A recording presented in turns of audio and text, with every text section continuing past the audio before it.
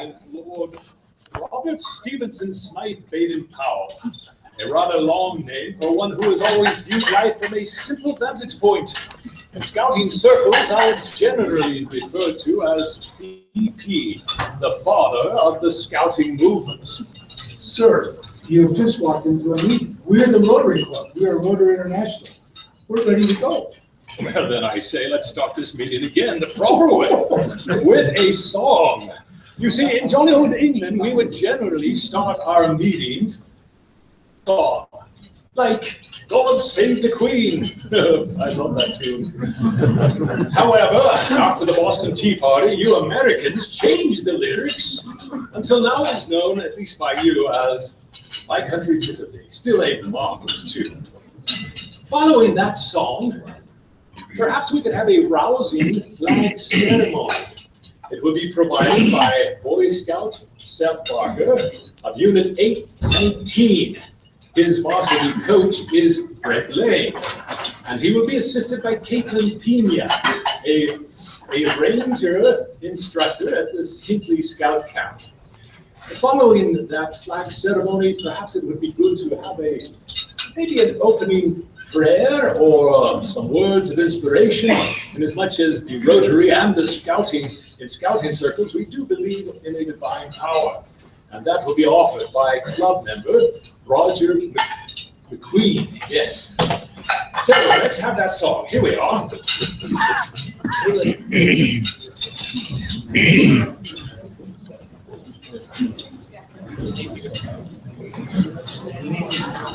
Yeah, My Country 'Tis of Thee, please.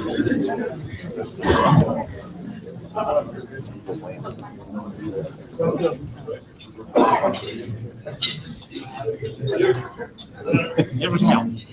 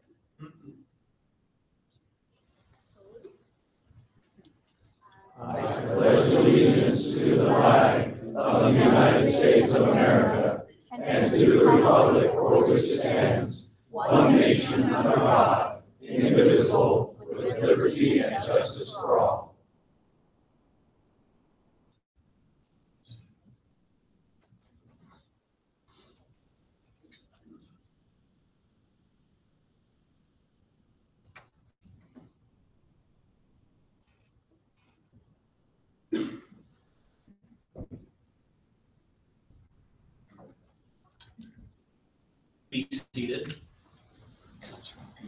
This is an amazing and a most interesting time we live in. If you feel a bit challenged with all that's going on today and wish there was a simpler time, have you ever wondered what America was like in the 1900s? What were the issues that people faced back then? What were the big concerns of our country's leaders? How did they respond to the challenges of their day? Perhaps we can get a glimpse of those issues back then by reviewing what they did to make life better for their day. And we might just be surprised that it's not much different than today. The Boy Scouts of America was founded in 1910. The civic leaders were worried about the youth, and this organization was an answer as it taught young men about duty to God and country.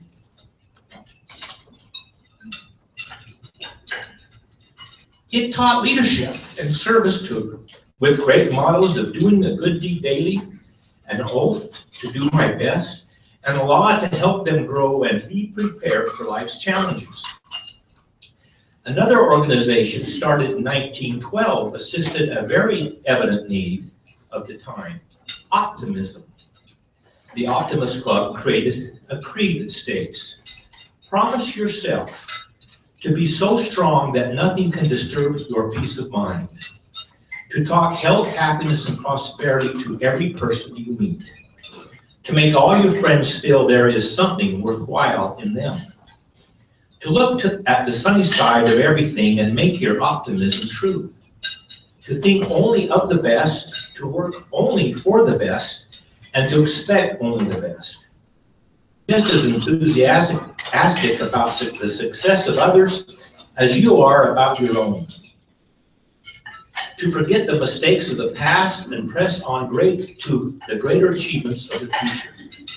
To wear a cheerful expression at all times and give a smile to every living creature you meet. To give so much time to improving yourself that you have no time to criticize others. To be too large for worry, too noble for anger, too strong for fear, and too happy to permit the presence of trouble. To think well of yourself and to proclaim this fact to the world, not in loud word, but in great deeds. To live in the faith that the whole world is on your side so long as you are true to the best that's in you. Christian Lawson was the founder. Another great organization dedicated to serving others in the community started in 1905. Now it is a worldwide organization. Its founder stated, whatever Rotary means to us, to the world it will be known by the results it achieves. Paul Harris. Doing good deeds daily, being optimistic about self and community, and providing ways to test and measure our actions and build a relationship with our fellow brothers and sisters in Rotary and in the whole world is a Rotary four-way test of the things we think, say, and do. Is it the truth? Is it fair to all concerned? Will it build goodwill and better friendships? Will it be beneficial to all concerns? These messages of the past, early 1900s, of founding principles were guiding lights to the Boy Scouts, to the Optimist Club, and to Rotary in America by improving personal lives. Maybe today's challenges aren't that much different than those of the early 1900s, because I believe these mottos, the oaths, the creeds, and the tests are just as needed today as they were back when they were created. I hope we all seek to honor the past and build for the future by doing our best with good deeds and service above self. This is still a universal and timely need, I pray. Thank you.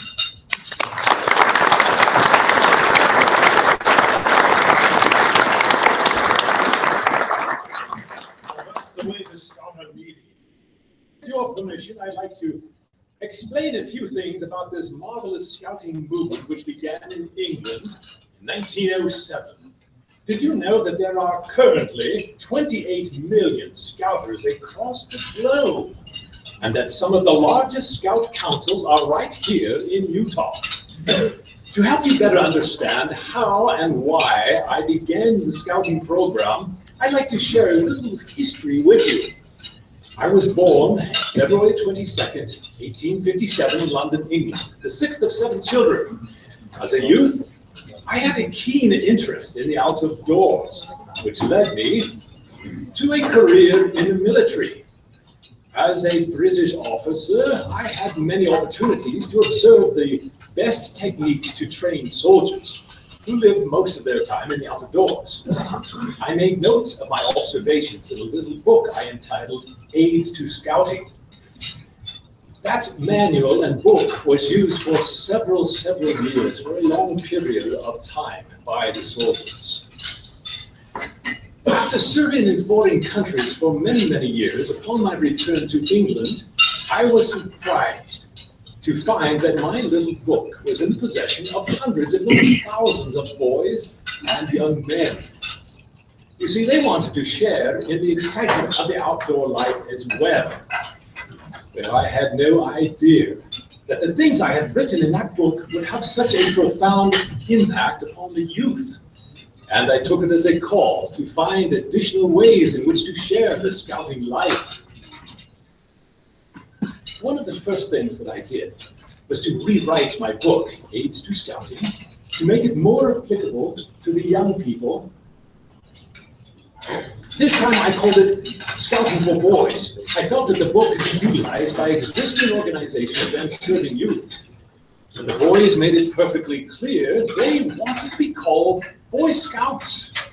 In fact, many of them were already venturing out on camping expeditions on their own, without adult supervision and without a clear-cut plan of action. Well, that did it. Something simply had to be done. I promptly retired from the military and devoted my full time and attention from that time forward to the development of the Boy Scout program. I knew that it had to be challenging and rewarding for those who joined, applicable indoors as well as out of doors, in large cities, small towns, and rural areas. But above all, scouting had to be fun. Well, I was delighted at the success of the scouting program.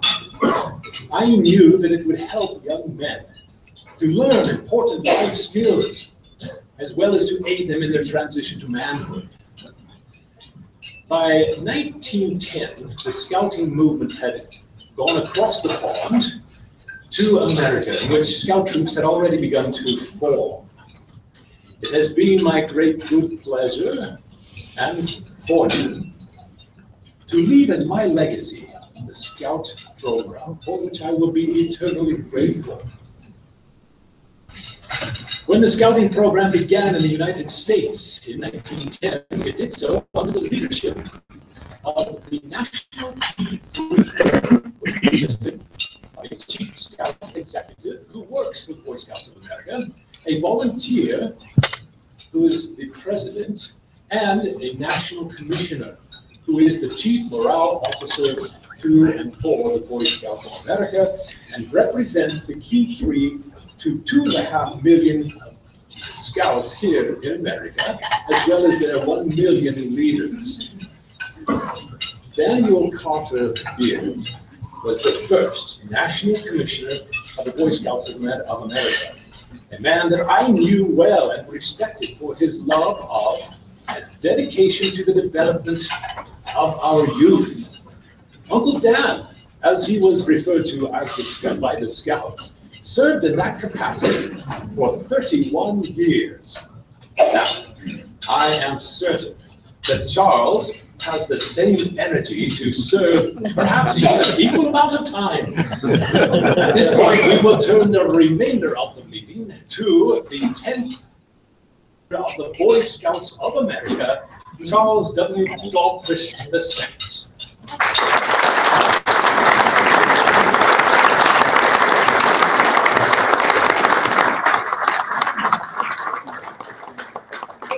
To be introduced by Baden Powell himself.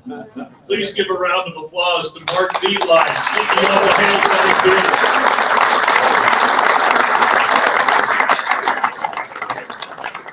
I wish we had a chance to be able to listen to his whole presentation. Through his kindness and that of Brent Lang, we have 4 tickets for Seth and for Caitlin to the Hale Center Theater. Brent, would you like to just come and give those to them? Thank you very much for participating in our program today. Caitlin, you're not finished with your participation yet, so you still get it. Well, thank you very much for being here today. There are a couple of things about scouting that are really important that have already been mentioned both by Roger and by Baden Powell, and that is the basic foundation upon which scouting stands, and that is character, the building of character. And you will see on your screens the Scout Oath and the Scout Law, which are a firm foundation of what scouting is all about. All of the activities are around scouting and building the Scout Oath and the Scout Law. We see Henry Shine, that's good. However, there's another thing that Baden Powell mentioned, and that is fun. In fact, somebody once said scouting is a little bit devious because the boys think that they're just having fun when really we're building character, and there's a lot of truth to that. So, You have on your chairs or around your necks, if you're Doug Mortensen, you have a rope here. Each of your tables is a patrol. You have 30 seconds to, number one, give yourselves as a patrol a name and designate a patrol leader. And let's see, where is Mark? Where's Mark Griffin? Okay, Mark, you'll come up here and send your patrol leader up to meet with Mark immediately. Okay, you've got 30 seconds. A name and a patrol leader.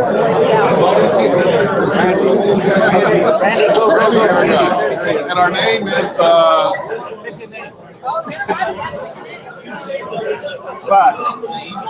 There you go. I like that.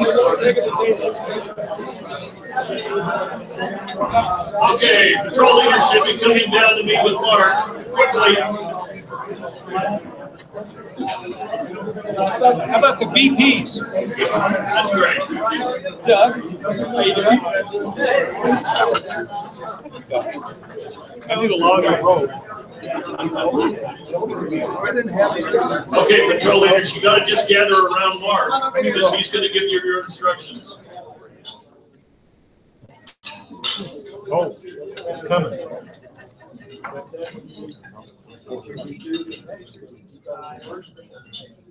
By the way, for those of you that have seen Follow Me Boys, there's a special prize today if you can tie a shoe today.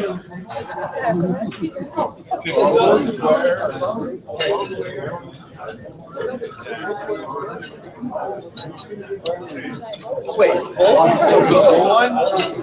You guys got there we go.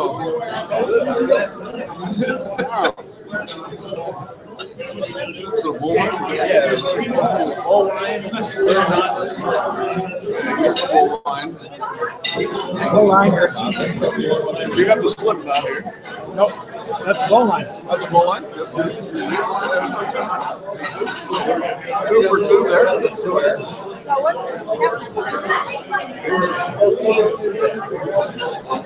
Everybody on the table. Everybody. Okay.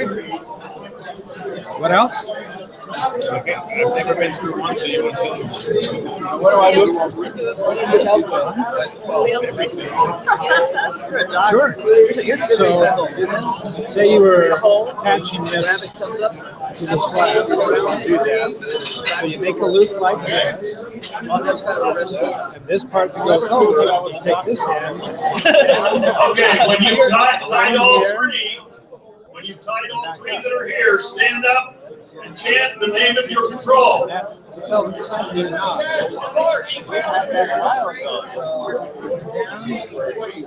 Oh, these are the Dwayne. Let's hear you, Dwayne. Hey! Okay, we got it? How do you pull it? I didn't follow that.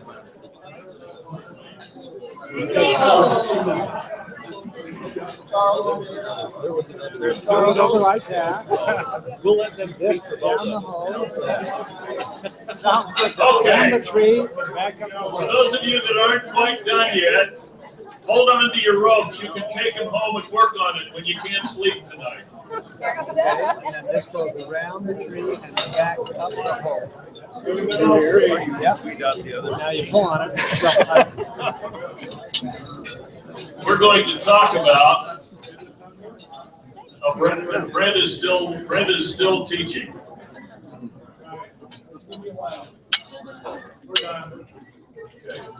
I want you to think about those 3 knots. We're going to talk about them at the conclusion. Hold on. Baden Powell talked about the fact that this great work came across the pond in 1910 with a man by William Boyce. The story goes that he was in London. He was a multimillionaire. He got lost in the fog. And he met a young boy with a scout uniform on who helped him to get where he needed to go. And he offered to pay him. And the young boy said, "No, I am a scout." And he was so impressed that he decided to stay there in London and find out about it. Well, when you look at these principles that have been up on the board, where you talk about the scout oath, the scout law, the scout motto, which is be prepared, including providing music to Michael Ballum when he goes to the piano. And all of those things, be prepared, do a good turn today, which is the scout slogan. All of those things are part of what these kids are. And the great thing is that it's not just that they know what it is and that they know it by memory because they do. But all over the world, all over the country, individuals are making difference. It used to be at a court of honor, they would ask, handkerchief, because you always needed a handkerchief. In fact, the neckerchief is there because you can use it for all kinds of things in emergencies, whether it's a tourniquet or to clean something up or whatever it is, but a handkerchief was always necessary, and also a dime. Why would a dime be important? That call home, that's exactly right now. That would help now. You couldn't find a pay home. But that was it. But here, there are those young men who are doing their duty in a restaurant. Somebody begins choking, and somebody who's trained in scouting just moves across, moves behind them, performs the Highland maneuver, and a life is saved. There's another one who has learned that scout is trustworthy. And so when he or she is tempted to look on somebody else's paper, they're reminded not to. Or when somebody needs some help, or when somebody goes outside this hotel and there's paper on the ground, they always do a good turn daily, and that includes keeping this great city clean, and so they pick it up for no other reason than it's just there, and that's what this is all about. I read a story a number of years ago about a father who went with his son Stephen to a Pinewood Derby. Now, Pinewood Derby, many of you have participated in that. The boys and their fathers often, and sometimes some others, take a little block of wood and they make a car. And then they go to a Pinewood Derby and they race these cars to see which one's the quickest. He had participated with his son, and he had done most of the work. In fact, as he wrote about it, he said, actually, mine was 95% of the work. My son often was sitting off to the side. The night of the Pinewood Derby came, and the fathers were all there in pit row getting everything ready, making sure that the silicone was on the wheels to make sure the axles rolled, and that the wheels were just aligned just right. And then the competition began, one after another. And after a few runs, his son came to him and said, Dad, we need to do something to my car. He says, I immediately sprang up and was ready to realign the wheels and make sure that it was right. And then his son said, Dad, you don't understand. Jeffrey,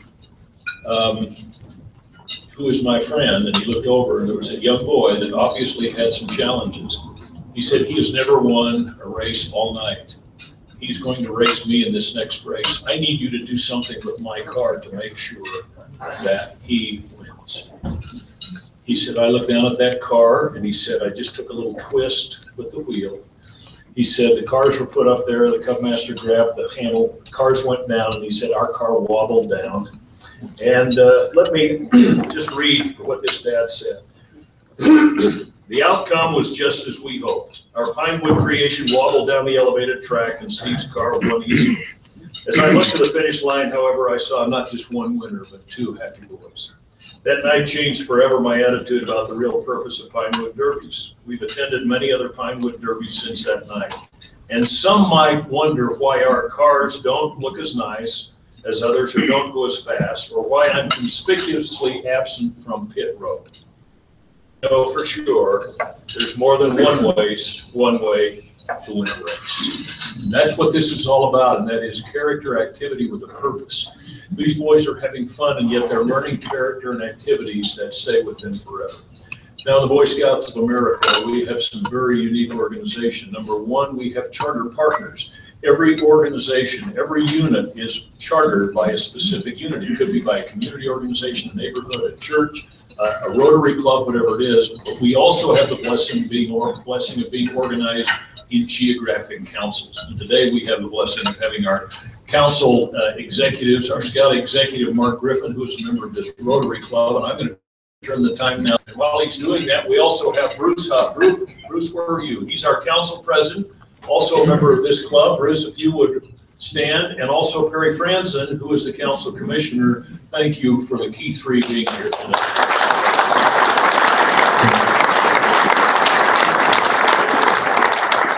By the way, this is for the Dwaynes for winning the game, okay? Charles. I'm honored to be here in the Great Salt Lake Council in Club 24.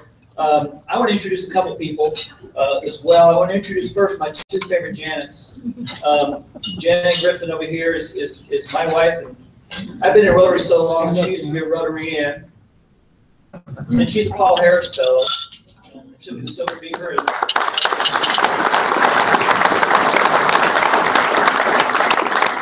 My second favorite Janet is Janet Frazier. Janet, please stand up. Janet is the Scout Executive of the Utah Girl Scouts of the USA.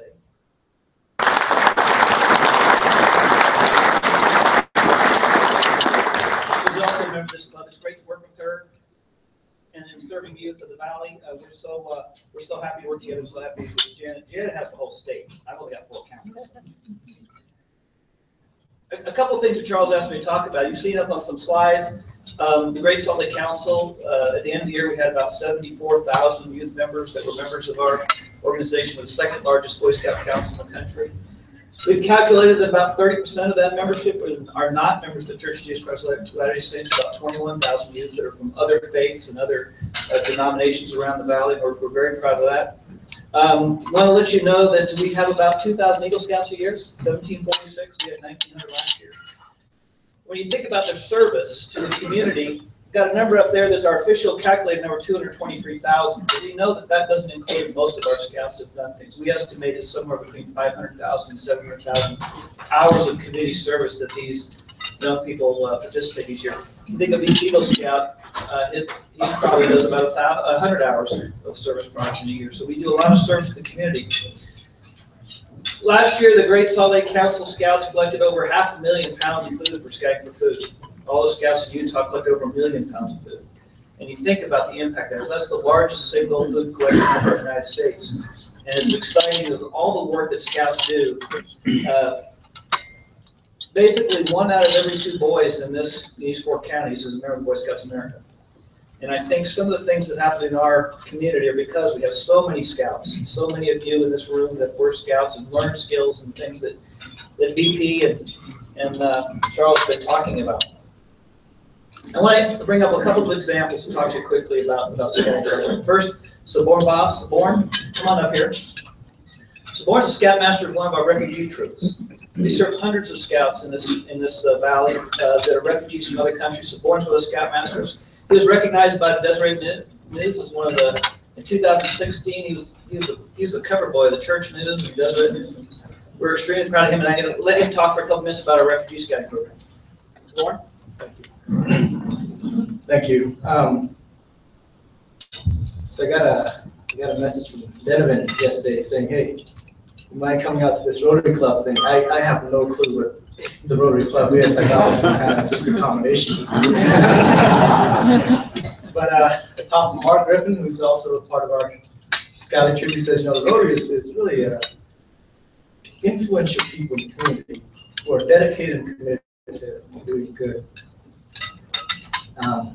So I just want to first and foremost say that I feel very humbled to be in your presence, and it is an honor for me to be here among you. So thank you for having me. With our troop, so we're part of Troop 1262. We have about 24 boys in the varsity program, which I'm a varsity coach.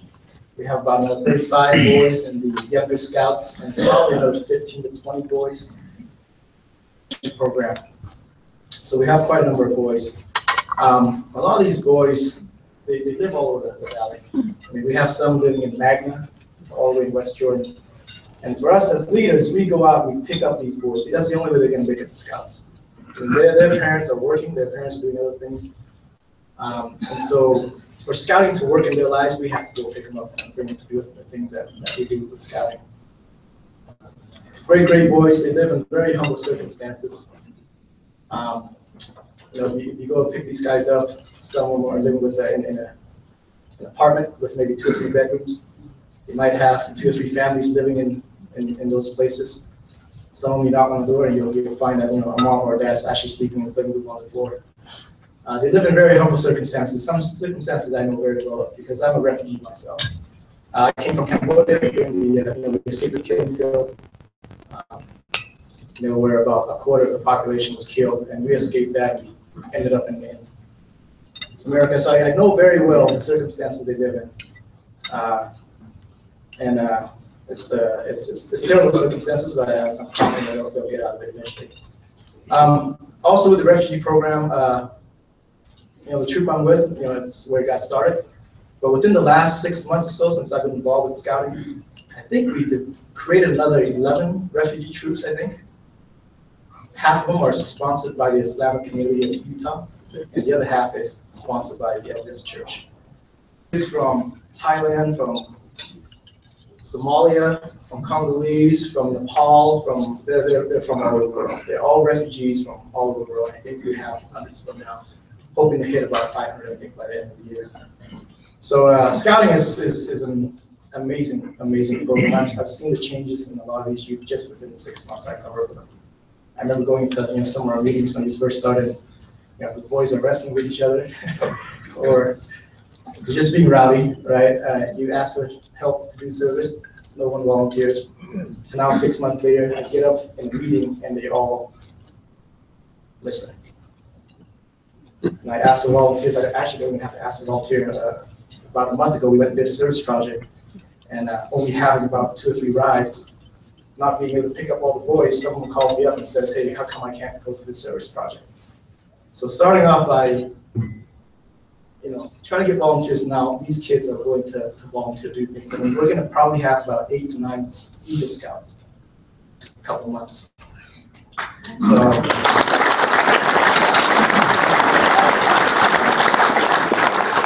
lastly, let me just say this. The boys look at me, as refugees as well, and ask, sometimes they ask, how do you do it? How do you get out of poverty, pretty much? And I told them, 4 things really. First, get an education. Second, give it all you got. Whatever you do, be the best at what you do. Work incredibly hard. Third, live the Scout law and the Scout oath. And finally, whatever your religion, serve God. You have to serve God, and you have to keep His commandments. If you can do those things, everything's going to work out. So that's all I'll leave you with. Thank you.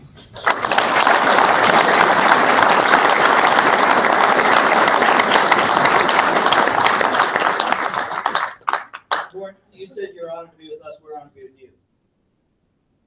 We had a great story the other night. We had a court of honor for Islamic troop, and I'll try to get through it. I couldn't get through it when I told Janet. This mother got up and said,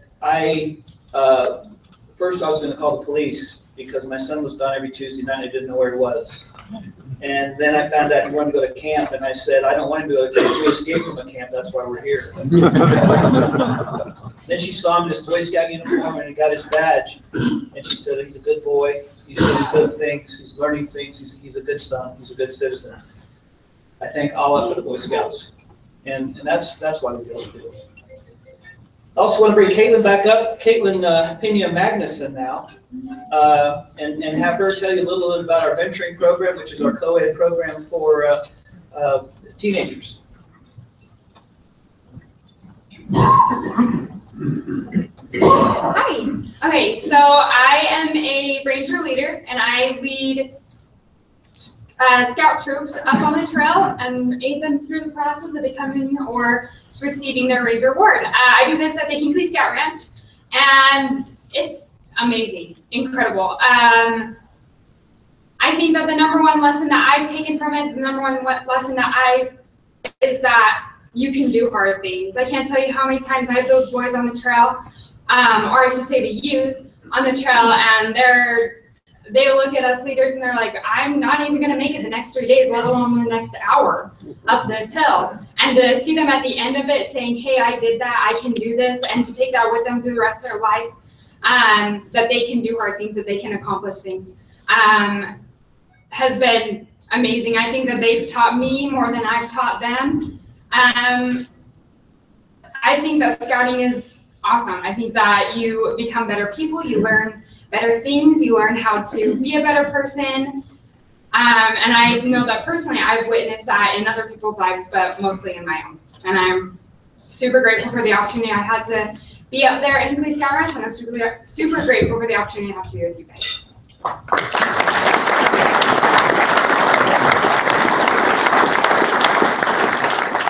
Thank you, Caitlin.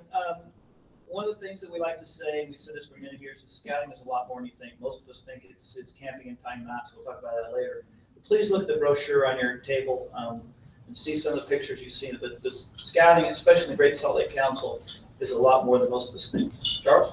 Thanks, Mark. Some of you may have wondered, how can she get into the Boy Scouts? This is the Boy Scouts of America.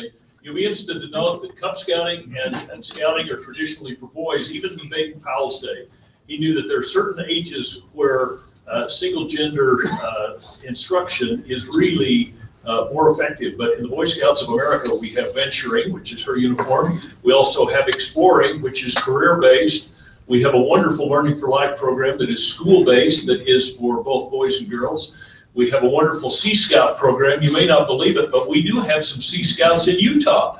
And even though we're landlocked, but we do have some. And we also have a wonderful, exciting STEM program. Science, technology, engineering, and math that is for both boys and girls. And so it's a wonderful, wonderful program. Now, on your chairs, you noticed when you came in that there was a form right there. Part of this advancement program is the involvement of families and community leaders and others in neighborhoods to be able to help these scouts to be able to get their eagle as they go through the program by serving as merit badge counselors. And so we invite you to look down that list, and if you've got a particular area where you'd like to serve as a merit badge counselor, we'd love to have you just fill that in, put your name there, fill out the form, check the form, and somebody will get in touch with you. That's what Mark does. So we also, the leaders, this is for boys, but also the leaders have an impact in what's going on. And we have 3 leaders that we would like to, there is an organization and an award called the Cliff Docterman Award. Cliff Docterman was the president of Rotary International back in 1992 and 1993. And there is a Rotarian and Scouting Award that recognizes those who give great service both in Rotary and also in Scouting. So we have received the Cliff Docterman Award, and would like Robert Dellenbach, if you'd come up, and Tim Fenton and Mark Griffin. If you would come up here and just, actually, if you'd stand right down there, there is more room. And Bruce, if you could come up, and Perry, if you could come up, Floyd has these, and we'll present these awards to each of these individuals. We also have others in the club who have that award. Paul Young, Brent Lang, our recently deceased Rod Brady received the award. Danny Brock, who used to be in this council. Floyd Hatch, Gene Banks, David Broadbent, and Rick Barnes. There may be some others who have moved into the club who have the award. Anybody whose name I didn't mention? I did.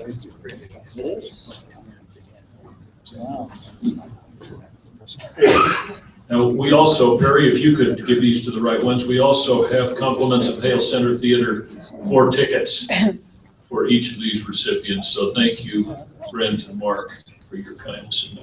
Let's give a round of applause to these 3 winners.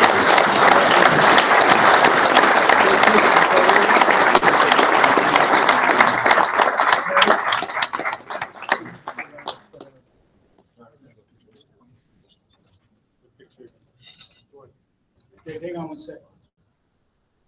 Where's the hat?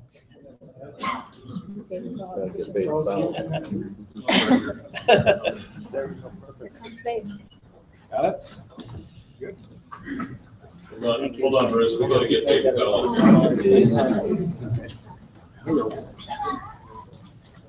Wait a second. Floyd, get in the picture. Get in the picture.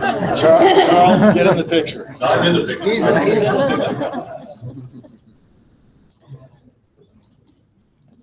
That's great. Thank you very much.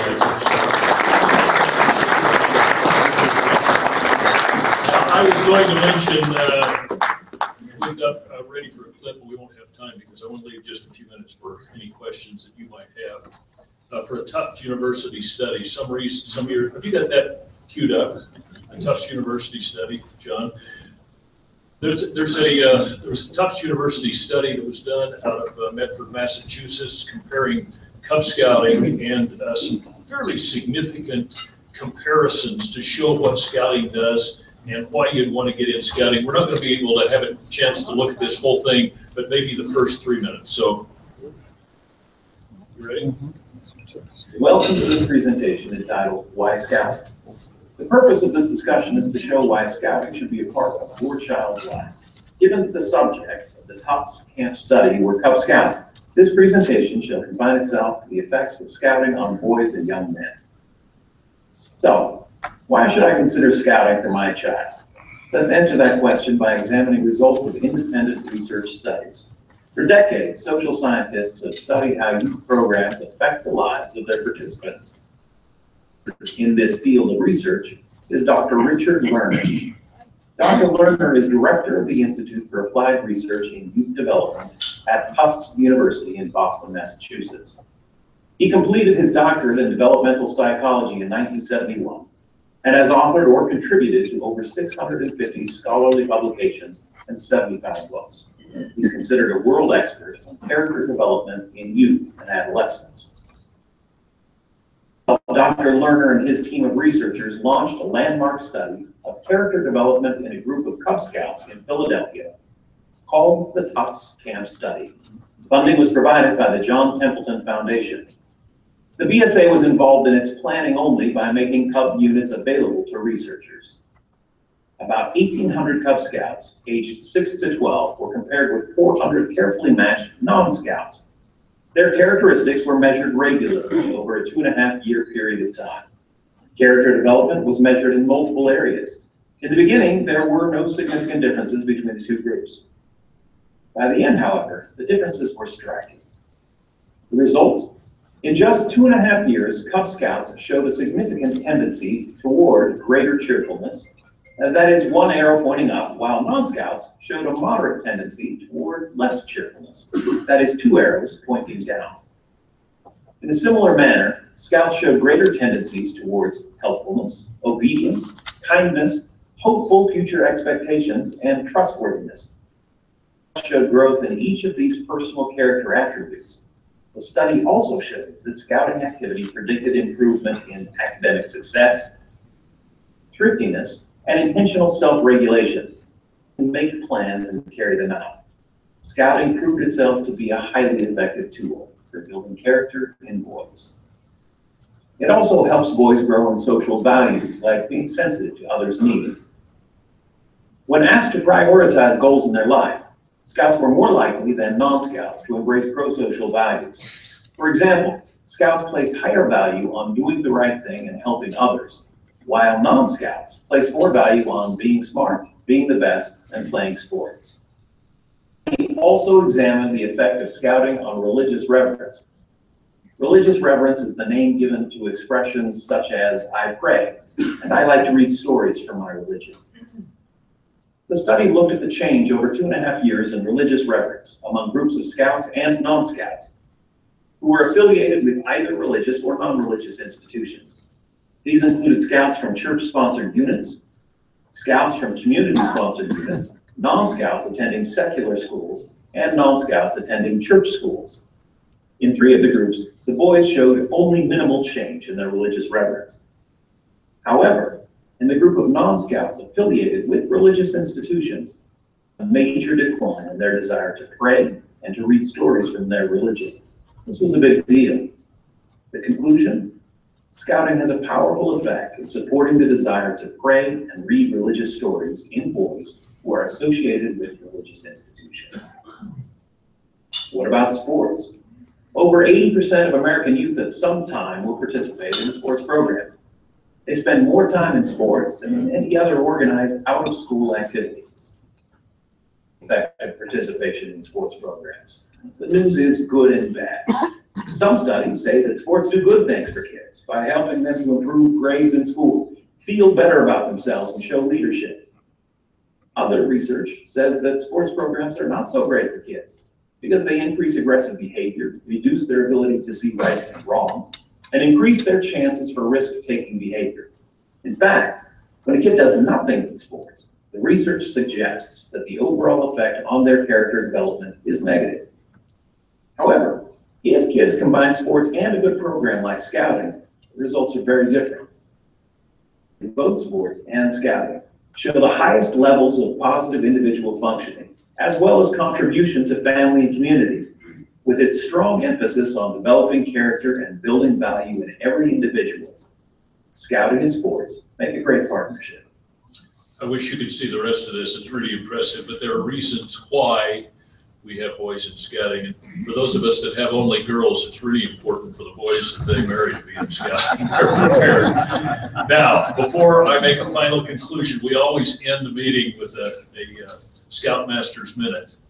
I'm going to open it up to questions. Any questions that you might have? We've got just about 3 minutes, and I'm open to any questions that you might have. Yes, please, go ahead. Tell us a little bit about what your vision is for the next 5 or 10 years. What would you like scouting to become in the United States and here in the U.S.? The question was, what's the vision for the next few years? Every youth service organization, my guess, Janet, you've seen the same thing over the last decades, has seen a significant decrease. It's been gradual, but it's been losing a lot of kids over the last few years. We are now at the lowest loss point that we have been for a very, very long point. And we believe that in fact, we had hoped that the last quarter of 2016 would have seen net growth. It did see net growth in the Western region, which is all the Western United States, Canada, and up in Alaska. We saw net growth in every single one of the programs. We anticipate that will happen in 2017, and that for the first time in decades, we will begin to see a growth in the impact of the number of youth that are being served by scouting. We also have some great growth in the Tiger Cubs and also in exploring. It's now an exploring explosion where we're seeing a lot of fire stations and police organizations. In fact, if you're at General Conference and you walk down by the conference center, you'll see directing traffic there, part of an explorer post that is a post that's an explorer post. So I see some significant growth, yes. Yes, please. How can Rotary better partner with Boy Scouts of America? You know, how can Rotary better partner with Boy Scouts of America? It's interesting, but sometimes we think that the LDS Church, that scouting is the LDS Church, but as Mark indicated, in this valley, it's anything but that. We have all of this growth, as Saborn said, and by the way, this is one great individual. But as he said, we've got all these refugees that are needed. Rotary could have a profound impact by supporting units in scouting. They do all over the country, the large community service organizations, and it could have a profound impact in supporting Rotary, supporting scout organizations. Yes, please. So what kept you continuing in scouting to be where you are today? How do we get other grown men who are wonderful examples to you to be part of scouting? You have to start from round one to get to where you are. Yeah, you do. You know, it's interesting, but I had a modern scouting program up in Idaho. I was in a great program in Weiser, Idaho. We moved to Boise and there was nothing, which is the reason that you don't see an Eagle Scout not here. As I'm 5 merit badges short from an Eagle Scout, we moved to a non-functioning place, but as an adult, I was invited to be involved in scouting, and all of a sudden I saw this is a program that makes a difference in boys. So I would just say for all of you that have been out of scouting for a while, get involved on the troop organization. By the way, Michael Nebaker, stand up if you would, please. Michael Nebaker is the one that has made this stand up. Just because I'm choking up doesn't mean you can sit down. Michael is the one that's behind this refugee program along with all of these leaders. He took some boys to the World Scout Jamboree in Japan. They've been to Sweden. They've been to national jamborees. He's raised several $100,000 for these kids. He took them to Japan after the Japanese jamboree. They went to their homeland where their folks left for fear of their lives. They were invited back to their homeland and had a wonderful experience. This man, these two are changing lives.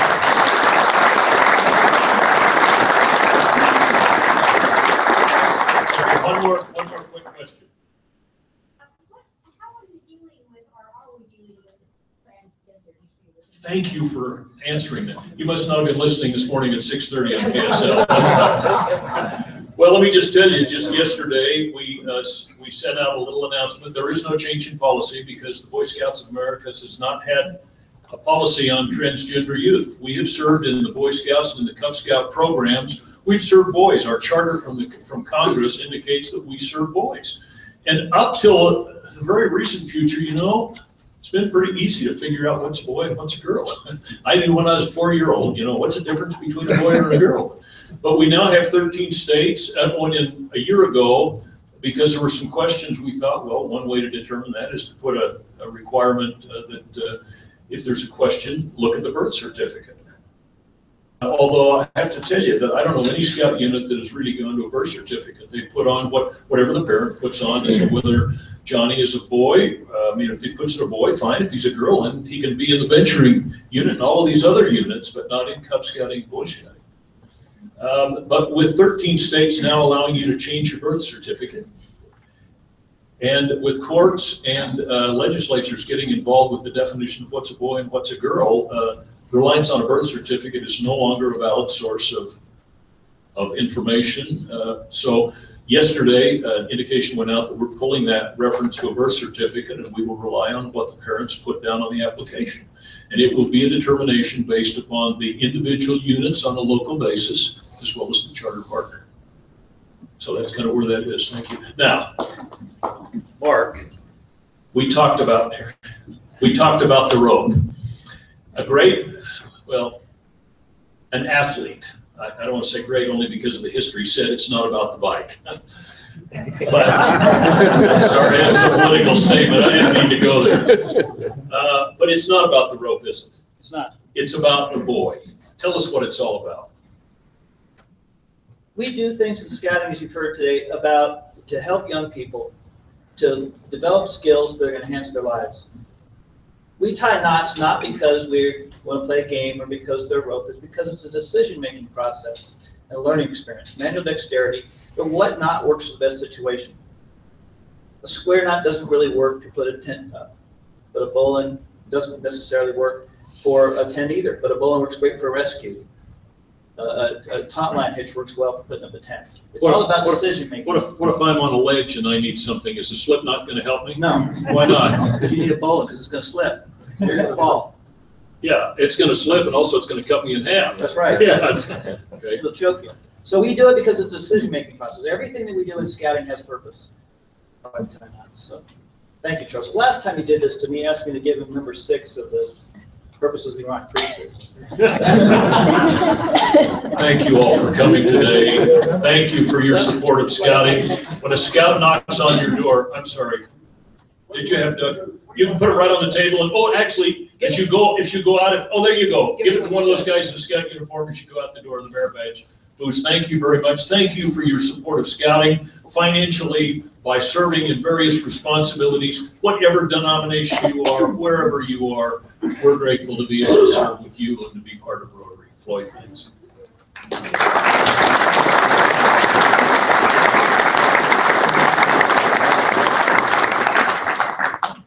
It's been fun to look around today and see the many dignitaries in this room. And my concern is the dignitaries that aren't here. And there are a lot of you in uniforms. And those dignitaries I'm talking about are the ones at home that let us do this for years and years and years. My wife thought I was out messing around because I come back with these great stories of climbing and floating and shooting and doing all the things we're doing. And I kept telling her, honey, it's my job. And she just didn't understand that. And so I would hope that all of you would go home and, Pam kind of touched on that, and just say, thank you for letting me do this, because it's a wonderful way to volunteer. I've seen enough of this to know personally that it works. My favorite part of scouting is to be a leader. I've been a scoutmaster, a varsity coach, and a venturing crew advisor. I love every one of them equally, and it's just the funnest thing in the world to do. A little more because girls are in there. But anyway, I love them all, and I thank each of you. As far as finishing up today, very interesting books this time. Thanks to Mark Griffin, we have the eyewitness book on the Boy Scouts of America, which will be fun. And then also a hardback 100-year anniversary edition of what's going on with the Scouts as well. These will both go to our adopted school, Franklin Elementary, and you need to sign those. We've had VP and our governor sign them. And thanks, Governor, for coming and being part of this today. You want to demand that you come back next week. We're having Mayor Biskowski come and talk about the homeless situation. It should be, in an equal way, a very interesting meeting for you visitors. We try to do this every week, have something that's very stimulating and very good. to our presidents for making that happen. With that, we love you all, and thanks for coming today. We stand adjourned.